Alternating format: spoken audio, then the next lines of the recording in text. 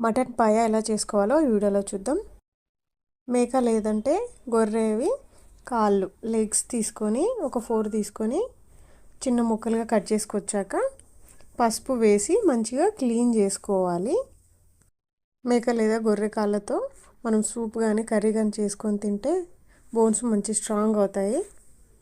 Onion, పచ్చిమిర్చి, కొత్తిమీర cut చేసి పెట్టుకున్నాను. తర్వాత ఒక కుక్కర్ పెట్టి ఆయిల్ 2 టేబుల్ స్పూన్ పోసాక ఇలాచి, లవంగ, సాజీర, జీలకర్ర, కొత్తిమీర, కరివేపాకు, పచ్చిమిర్చి, ఆనియన్ వేసి కొంచెం ఉడికాక అల్లం వెల్లుల్లి పేస్ట్, పసుపు వేసి మనం కడిగి పెట్టుకున్న ఈ ముక్కలు వేసి ఒక 5-10 నిమిషాలు ఉంచాలి. నూనెలో ఫ్రై అవ్వాలి. తర్వాత మీడియం సైజ్ టమాటా తీసుకొని చిన్నగా ముక్కలు చేసుకొని వేయాలి.